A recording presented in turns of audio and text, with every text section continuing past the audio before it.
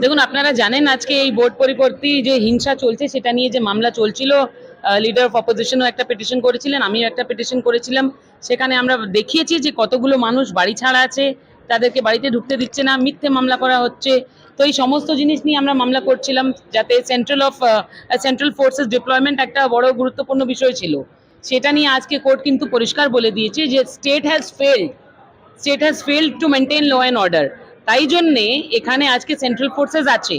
এবার তারা আর কতদিন থাকবে এই ডিসিশনটা কিন্তু আর স্টেটের হাতে নেই। এই ডিসিশনটা সেন্ট্রাল ফোর্সেস এর ডিসিশনটা কিন্তু হোম মিনিস্ট্রি সেন্টার নিবে।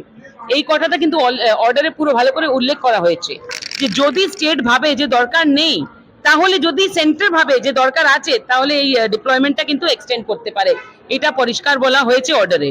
এছাড়া আমরা যে নামগুলো দিয়েছি, যে যারা বাড়ি ছাড়া আছে, যাদের মানে বিভিন্ন ধরনের কেসেস আছে, বা যেগুলো কমপ্লেন সমস্ত ডিজির ইমেল আইডিতে করা হয়েছিল, দোকান খুলতে দিচ্ছে না, বাড়ি ভাঙচুর, সমস্ত জিনিস কিন্তু পুলিশকে বলেছে to take cognizance of it.